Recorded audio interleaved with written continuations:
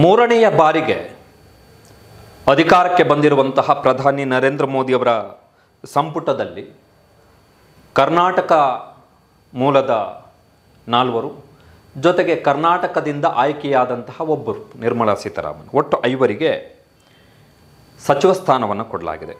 ಅದರಲ್ಲಿ 3 ಕ್ಯಾಬಿನೆಟ್ ದರ್ಜೆ. ನಿರ್ಮಲಾ ಸೀತಾರಾಮನ್ ಅವರಿಗೆ ಹಣಕಾಸು ಸಚಿವಾಲಯ ಸಿಕ್ಕಿದೆ. ಎಚ್.ಡಿ. ಕುಮಾರಸ್ವಾಮಿ ಅವರಿಗೆ ಬೃಹತ್ ಕೈಗಾರಿಕೆ ಮತ್ತು ಉಕ್ಕು ಸಚಿವ ಸ್ಥಾನ ಸಿಕ್ಕಿದೆ.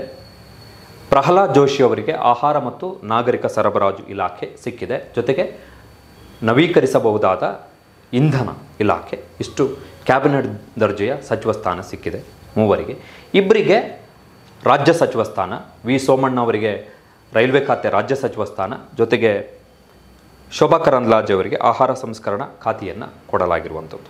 ಸಚಿವ ಸ್ಥಾನ ಹಂಚಿಕೆಯಲ್ಲಿ ಕರ್ನಾಟಕದ ವಿಚಾರಕ್ಕೆ ಬಂದಂತಹ ಸಂದರ್ಭದಲ್ಲಿ ನರೇಂದ್ರ ಮೋದಿ ಅವರ ಸರ್ಕಾರ ಮತ್ತು BJP ಮಣೆ ಹಾಕಿರುವಂಥದ್ದೇ ಮೇಲ್ಜಾತಿಯವರಿಗೆ, ಮೇಲ್ವರ್ಗದವರಿಗೆ.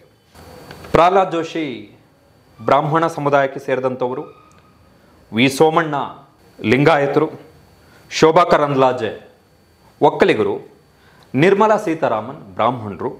ಇನ್ನು JDS ಕೋಟಾದಲ್ಲಿ ಹೋಗೋದಾದರೆ ಕುಮಾರಸ್ವಾಮಿ ಒಕ್ಕಲಿಗರು. ಮೇಲ್ಜಾತಿ ಒಕ್ಕಲಿಗ, ಲಿಂಗಾಯತ, ಬ್ರಾಹ್ಮಣ ಇಷ್ಟೇ ಸಮುದಾಯಕ್ಕೆ ಸಿಕ್ಕಿರ್ತಕ್ಕಂತಹ ಸಚಿವ ಸ್ಥಾನ ಕರ್ನಾಟಕದಲ್ಲಿ. ಇದಕ್ಕೆ ಸಂಬಂಧಪಟ್ಟ ಹಾಗೆ ವಿಜಯಪುರದ BJP ಸಂಸದ ರಮೇಶ್ ಜಿಗಜಿಣಗಿ ಅವರು ಪ್ರತಿಕ್ರಿಯೆಯನ್ನು ಕೊಟ್ಟಿದ್ದಾರೆ. ಆ ಪ್ರತಿಕ್ರಿಯೆ ಅತ್ಯಂತ ಮಹತ್ವದ ಪ್ರತಿಕ್ರಿಯೆ. ಅವರು ಹೇಳಿದ್ದಾರೆ, BJP ದಲಿತ ವಿರೋಧಿ, ಆ ಪಕ್ಷ ಸೇರುವುದು ಬೇಡ ಎಂದು ಅನೇಕ ಸ್ನೇಹಿತರು ನನ್ನೊಂದಿಗೆ ಮೊದಲೇ ವಾದ ಮಾಡಿದ್ದರೂ ಯೋಚಿಸದೆ ಸೇರಿದೆ. 7 ಬಾರಿ ಸಂಸದನಾದೆ. ಆದರೂ ನನಗೆ ಕೇಂದ್ರ ಸಚಿವ ಸ್ಥಾನ ನೀಡದಿರುವುದಕ್ಕೆ ಕ್ಷೇತ್ರದ ಜನರು ಬೇಸರವಾಗಿದ್ದಾರೆ. ನನಗೆ ಅನ್ಯಾಯವಾಗಿದೆ ಅಂಥೇಳಿ ವಿಜಯಪುರ ಲೋಕಸಭಾ ಕ್ಷೇತ್ರದ ಸಂಸದ ರಮೇಶ್ ಜಿಗಜಿಣಗಿ ಅವರು ಪ್ರತಿಕ್ರಿಯೆಯನ್ನು ಕೊಟ್ಟಿದ್ದಾರೆ. ಆ ಮುಖಾಂತರ ಸಚಿವ ಸ್ಥಾನ ಸಿಗದಕ್ಕೆ ಆಕ್ಷೇಪವನ್ನು, ಆಕ್ರೋಶವನ್ನು ವ್ಯಕ್ತಪಡಿಸಿದ್ದಾರೆ. ಅಲ್ರಿ, ನನಗೆ ಮಂತ್ರಿಕಿದು ಅವಶ್ಯಕತೆ ಇಲ್ಲ. ನನಗೆ ಅವಶ್ಯಕತೆ ಇರೋದು ಜನರದು. ಆದರೆ ಜನ ಏನು, ನಾವು ವಾಪಸ್ ಬಂದ ಮೇಲೆ ತೂ ಹಳಿ ಅಂತ ಉಳಿದ್ರು. ನಾವು ಮೊದಲೇ ಹೇಳಿದ್ದೆವು ನಿಮಗೆ, ದಲಿತರು ವಿರೋಧಿ ಅದ, ಈ ಪಕ್ಷ ಸೇರಬಾರ್ದು ಅನ್ನೋದು. ಭಾಳ ಜನ ನಮ್ಮ ದಲಿತರು ನನ್ನ ಜೋಡಿ ವಾದ ಮಾಡಿದ್ರು. ಆದರೆ ನನ್ನ ಸಲುವಾಗಿಲ್ಲ, ಜನರ ಒತ್ತಡ ಮಾತ್ರ ಅದ. ನೀವು ಯಾವುದೇ ಪರಿಸ್ಥಿತಿ ನೋಡ್ರಿ, ಎಂಥ ಅನ್ಯಾಯನೋ ನ್ಯಾಯ ಹೇಳ್ರಿ. ಒಬ್ಬ ದಲಿತ ಮನುಷ್ಯ ಇಡೀ ಸೌತ್ ಇಂಡಿಯಾದಾಗ, ದಕ್ಷಿಣ ಭಾರತದಲ್ಲಿ ನಾನು ಒಬ್ಬನೇ ಗೆದ್ದು ಬಂದವ. 7 ಚುನಾವಣೆಯಲ್ಲಿ ಒಬ್ಬ ದಲಿತನಾಗಿ ಎಲ್ಲ ಅಪರ ಕಾಸ್ಟ್ನವ್ರು ಆದ್ರಪ್ಪ. ಅಂದರೆ ಇವರೇನು ಈ ದಲಿತರೇನು ಭಾರತೀಯ ಜನತಾ ಪಕ್ಷಕ್ಕೆ ಸಪೋರ್ಟೇ ಮಾಡಿಲ್ಲ. ಅದಕ್ಕೆ ತುಂಬ ಅದ್ರ ಬಗ್ಗೆ ನನಗಂತೂ ಮನಸ್ಸಿಗೆ ನೋವಾದಪ್ಪ. ಇಷ್ಟು ಮಾತ್ರ ಹೇಳಬಲ್ಲೆ. ಸರ್, ಈಗ MP ಫಂಡಲ್ಲಿ ಏನಿದೆ ಅದು ಹಳೆಯದನ್ನೇ. ರಮೇಶ್ ಜಿಗಜಿಣಗಿ ಅವರ ಆಕ್ರೋಶ, ಆಕ್ಷೇಪ, ಅಸಮಾಧಾನಕ್ಕೆ ಅರ್ಥ ಇದೆ. ಅದನ್ನು ಸಮರ್ಥನೆ ಮಾಡಿಕೊಳ್ಬೇಕು.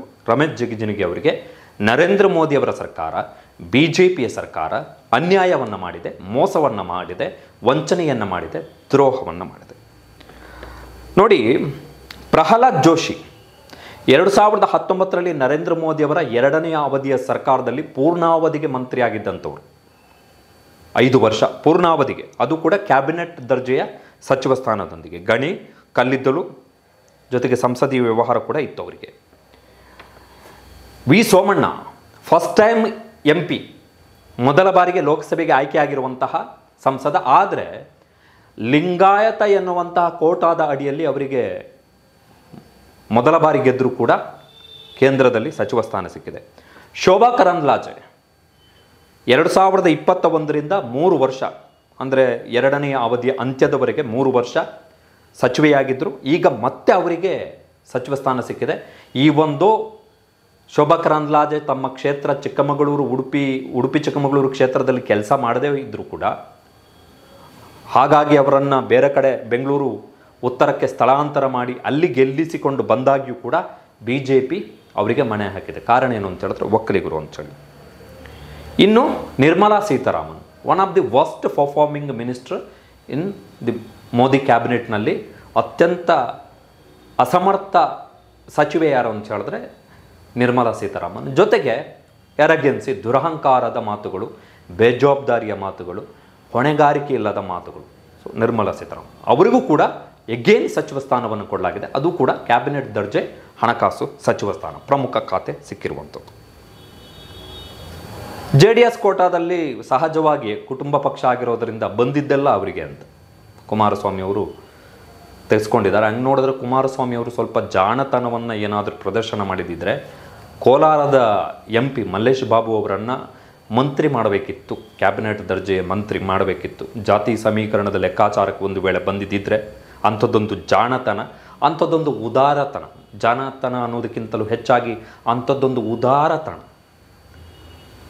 ಬಂದ ಅಧಿಕಾರದಲ್ಲಿ ಬೇರೆಯವರಿಗೂ ಬಿಟ್ಟುಕೊಡಬೇಕು ಎನ್ನುವಂಥ ಉದಾರತೆ ಒಂದು ವೇಳೆ ಕುಮಾರಸ್ವಾಮಿ ಅವರಿಗೆ ಆ ಉದಾರತೆ ಇದ್ದಿದ್ದಿದ್ರೆ ಬಹುಶಃ ಕೋಲಾರದ MP ಮಲ್ಲೇಶ್ ಬಾಬು ಅವರಿಗೆ ಕೊಟ್ಟಿದ್ದಿದ್ರೆ ಅದರ ಎಫೆಕ್ಟೇ ಬೇರೆ ಆಗಿರೋದು. ಬಟ್ ಅಧಿಕಾರ ನಮ್ಮ ಮನೆಯನ್ನು ಬಿಟ್ಟು ಬೇರೆಯವರ ಮನೆಗೆ ಹೋಗಬಾರ್ದು ಎನ್ನುವಷ್ಟರ ಮಟ್ಟಿಗೆ ದೇವೇಗೌಡರ ಕುಟುಂಬ ಅಧಿಕಾರದ ಹಪಿಯಲ್ಲಿರುವಂಥ ಸಂದರ್ಭದಲ್ಲಿ ಖಂಡಿತವಾಗಿಯೂ ಬಿಟ್ಟುಕೊಡಲ್ಲ, ಅವರು ಬಿಟ್ಟು ಕೊಟ್ಟಿಲ್ಲ ಕೂಡ.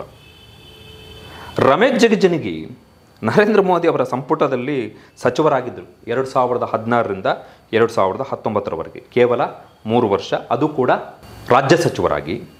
ನಾರಾಯಣಸ್ವಾಮಿ 3 ವರ್ಷದ ಅವಧಿಗೆ ನರೇಂದ್ರ ಮೋದಿ ಅವರ ಸರ್ಕಾರದಲ್ಲಿ ಸಚಿವರಾಗಿದ್ದರು 2021ರಿಂದ 2024ರವರೆಗೆ. ನರೇಂದ್ರ ಮೋದಿ ಅವರ ಅವಧಿಯಲ್ಲಿ 3ನೇ ಅವಧಿ ಸೇರಿದಂತೆ ಕರ್ನಾಟಕದಿಂದ ಆಯ್ಕೆಯಾದಂತಹ ದಲಿತ ಸಂಸದರ ಪೈಕಿ ಸಚಿವರಾಗಿದ್ದಂಥವರು ಇಬ್ಬರೇ, ನಾರಾಯಣಸ್ವಾಮಿ, ರಮೇಶ್ ಜಿಗಜಿಣಗಿ, ಕೇವಲ 3 ವರ್ಷದ ಅವಧಿಗೆ ಮಾತ್ರ. ಅದು ಕೂಡ ಕ್ಯಾಬಿನೆಟ್ ದರ್ಜೆಯ ಖಾತೆಗಳಿಲ್ಲ, ಕ್ಯಾಬಿನೆಟ್ ದರ್ಜೆಯ ಖಾತೆಗಳಿಲ್ಲ, ಸ್ವತಂತ್ರ ಖಾತೆಗಳಿಲ್ಲ, ಕ್ಯಾಬಿನೆಟ್ ದರ್ಜೆಯ ಖಾತೆಗಳಿಲ್ಲ, ಬದಲಾಗಿ ರಾಜ್ಯ ಖಾತೆಗಳು. ನಿರ್ಮಲಾ ಸೀತಾರಾಮನ್ ಕ್ಯಾಬಿನೆಟ್ ದರ್ಜೆ, ಪ್ರಹ್ಲಾದ್ ಜೋಶಿ ಕ್ಯಾಬಿನೆಟ್ ದರ್ಜೆ, ಈ ಹಿಂದೆ ಅನಂತ್ ಕುಮಾರ್ ಅವರು ಕೂಡ ಕ್ಯಾಬಿನೆಟ್ ದರ್ಜೆಯ ಸಚಿವರಾಗಿದ್ದರು. ವಿಜಯಪುರದ ದಕ್ಷಿಣ ಭಾರತದಲ್ಲಿ BJP ಗೆದ್ದಂತಹ 3 ಸಂಸದರಲ್ಲಿ 2 ಕರ್ನಾಟಕದವರು, ಗೋವಿಂದ ಕಾರಜೋಳ ಮತ್ತು ರಮೇಶ್ ಜಿಗಜಿಣಗಿ. ಇನ್ನೊಂದು ತೆಲಂಗಾಣದ ಒಂದು ಕ್ಷೇತ್ರದಲ್ಲಿ BJP ಗೆದ್ದಿದೆ, ST ಮೀಸಲು ಕ್ಷೇತ್ರದಲ್ಲಿ. ಇವರಲ್ಲಿ ರಮೇಶ್ ಜಿಗಜಿಣಿಗೆ ಸೀನಿಯರ್. ಹಂಗೆ ನೋಡೋಕೆ ಹೋದರೆ ರಮೇಶ್ ಜಿಗಜಿಣಗಿ ಅವರಿಗೆ ನರೇಂದ್ರ ಮೋದಿ ಅವರ ಸರ್ಕಾರದಲ್ಲಿ ಕ್ಯಾಬಿನೆಟ್ ದರ್ಜೆಯ ಮಹತ್ವದ ಖಾತೆಯೊಂದು ಸಿಗಬೇಕಿತ್ತು,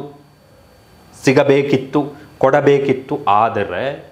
ಆದರೆ BJPಯವರ ಮನಸ್ಸು ಆ ಸಮುದಾಯದ ಬಗ್ಗೆ ಅಷ್ಟೊಂದು ವಿಶಾಲವಾಗಿಲ್ಲ ಅಂಥೇಳಿ ಸ್ವತಃ ರಮೇಶ್ ಜಿಗಜಿಣಗಿ ಅವರೇ ಹೇಳಿದ್ದಾರೆ. BJP ದಲಿತ ವಿರೋಧಿ ಪಕ್ಷ ಅಂಥೇಳಿ ಅವರೇ ಹೇಳಿದ್ದಾರೆ. ಇದ್ರ ಜೊತೆಗೆ ಇನ್ನೊಂದು ವೆರಿ ಇಂಪಾರ್ಟೆಂಟ್ ವಿಷಯ ಏನು ಅಂತ ಹೇಳಿದ್ರೆ, 2019ರ ಚುನಾವಣೆಯಲ್ಲಿ ಕರ್ನಾಟಕದ ಎಲ್ಲ 7 ಮೀಸಲು ಲೋಕಸಭಾ ಕ್ಷೇತ್ರದಲ್ಲಿ, ಅದರಲ್ಲಿ ST 2 ಮೀಸಲು ಕ್ಷೇತ್ರ, 5 SC ಮೀಸಲು ಕ್ಷೇತ್ರದಲ್ಲಿ BJPಯೇ ಗೆದ್ದಿತ್ತು. ದಲಿತರು ಅಷ್ಟರ ಮಟ್ಟಿಗೆ BJPಗೆ ವೋಟ್ ಹಾಕಿದ್ರು 2019ರಲ್ಲಿ. ಇದರ ಜೊತೆಗೆ ಇನ್ನೊಂದು ವೆರಿ ಇಂಪಾರ್ಟೆಂಟ್ ಫ್ಯಾಕ್ಟರ್ ಏನು ಅಂತ ಹೇಳಿದ್ರೆ, ರಮೇಶ್ ಜಿಗಜಿಣಗಿ ಅವರು ದಲಿತ ಸಮುದಾಯಗಳಲ್ಲೇ ಅತ್ಯಂತ ಪ್ರಬಲ ಸಮುದಾಯಗಳಲ್ಲಿ ಒಂದಾಗಿರುವಂತಹ ಮಾದಿಗ ಸಮುದಾಯಕ್ಕೆ ಸೇರಿದಂಥವರು.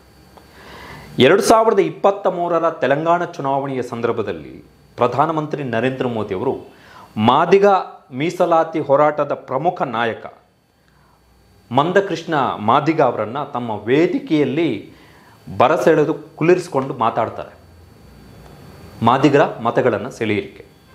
2023ರ ತೆಲಂಗಾಣ ವಿಧಾನಸಭಾ ಚುನಾವಣೆಯಲ್ಲಿ, ಕಳೆದ ಬಾರಿ ನಡೆದಂತಹ ವಿಧಾನಸಭಾ ಚುನಾವಣೆಯಲ್ಲಿ ಮಾದಿಗ ಹೋರಾಟದ ಪ್ರಮುಖ ನಾಯಕ ಮಂದಕೃಷ್ಣ ಮಾದಿಗ ಅವರನ್ನು ತಮ್ಮ ಜೊತೆಗೆ ವೇದಿಕೆಯಲ್ಲಿ ಬರಸೆಳೆದು ಕುಳ್ಳಿರಿಸಿ ಅವರ ಜೊತೆ ಮಾತುಕತೆಯನ್ನು ಮಾಡ್ತಾರೆ. ಮಾದಿಗರಿಗೆ ನಾವು ನ್ಯಾಯವನ್ನು ಕೊಡಿಸ್ತೀವಿ ಅಂತೇಳಿ ಘೋಷಣೆಯನ್ನು ಮಾಡ್ತಾರೆ. ಆದರೆ ಕರ್ನಾಟಕದಲ್ಲಿ ಸತತ 7 ಬಾರಿ ಗೆದ್ದಿರುವಂತಹ ಮಾದಿಗ ಸಮುದಾಯಕ್ಕೆ ಸೇರಿದಂತಹ ರಮೇಶ್ ಜಿಗಜಿಣಗಿ ಅವರಿಗೆ ಒಂದು ಕ್ಯಾಬಿನೆಟ್ ದರ್ಜೆಯ ಸಚಿವ ಸ್ಥಾನವನ್ನು ಕೊಡಲಿಕ್ಕೆ BJPಯವರ ಕೈಯಲ್ಲಾಗಲಿಲ್ಲ, ಮೋದಿಯವರ ಕೈಯಲ್ಲಾಗಲಿಲ್ಲ. ಮೊದಲ ಬಾರಿಗೆ ಗೆದ್ದಂತಹ ಲೋಕಸಭೆಗೆ ಗೆದ್ದಂತಹ V ಸೋಮಣ್ಣಗೆ ಸಿಗುತ್ತೆ. ಕೆಲಸ ಮಾಡದೇ ಹೋದರು, ಕ್ಷೇತ್ರ ಬದಲಾಯಿಸಿಕೊಂಡು ಅಲ್ಲಿಂದ ಓಡಿ ಬಂದು ಇಲ್ಲಿ ಟಿಕೆಟ್ ಗಿಟ್ಟಿಸಿಕೊಂಡು ಬಂದಂತಹ ಶೋಭಾ ಕರಂದ್ಲಾಜೆಗೆ ಸಚಿವ ಸ್ಥಾನ ಕೊಡ್ತಾರೆ, ಪ್ರಹ್ಲಾದ್ ಜೋಶಿಗೆ ಸಚಿವ ಸ್ಥಾನ ಕೊಡ್ತಾರೆ. ಅಷ್ಟೆಲ್ಲ ವಿರೋಧಗಳಿದ್ದರೂ ಕೂಡ ಏನೂ ಕೆಲಸ ಮಾಡದೆ ಬರೀ ದುರಹಂಕಾರದ ಮಾತುಗಳನ್ನಾಡುವಂತಹ ನಿರ್ಮಲಾ ಸೀತಾರಾಮನಿಗೆ ಸಚಿವ ಸ್ಥಾನ ಸಿಗುತ್ತೆ. ಆದರೆ ಒಬ್ಬ ಮಾದಿಗ ಸಮುದಾಯದ ದಲಿತ ಸಂಸದ ರಮೇಶ್ ಜಿಗಜಿಣಗಿ ಅವರಿಗೆ ಅದು ಸತತ 7 ಬಾರಿ ಗೆದ್ದಿರುವಂತಹ ಒಬ್ಬ ಸಂಸದನಿಗೆ ಸಚಿವ ಸ್ಥಾನ ಸಿಗಲ್ಲ. ಇದು BJPಯ ಒಳಗೆ ಇರತಕ್ಕಂತಹ ಜಾತಿ ವ್ಯವಸ್ಥೆಯ ಪರಿಸ್ಥಿತಿ ಅಂತ ಹೇಳಿದ್ರು ಕೂಡ ತಪ್ಪೇನೂ ಇಲ್ಲ. ಬರೀ ಮೇಲ್ಜಾತಿಯವರಿಗೇ ಸಿಕ್ಕಿದೆ. ಒಕ್ಕಲಿಗರು ಲಿಂಗಾಯತರು ಜೊತೆಗೆ ಬ್ರಾಹ್ಮಣರು, ಇಬ್ಬರು ಬ್ರಾಹ್ಮಣರು, ಇಬ್ಬರು ಒಕ್ಕಲಿಗರು, ಜೊತೆಗೆ ಲಿಂಗಾಯತರು ಅಷ್ಟೇ ಸಿಕ್ಕಿರುವಂಥದ್ದು. ಬೇರೆಯವರಿಗೆ ಇವ್ರಿಗೆ ಕಣ್ಣೇ ಕಾಣಿಸಿಲ್ಲ ಕರ್ನಾಟಕದ ಬಿ ಜೆ ಪಿಯವರಿಗೆ. ಯಡಿಯೂರಪ್ಪನವರು ಲಾಭಿ ಮಾಡ್ತಾರೆ, ಶೋಭಾ ಕರಂದ್ಲಾಜೆ ಅವ್ರ ಪರವಾಗಿ ಲಾಭಿ ಮಾಡ್ತಾರೆ.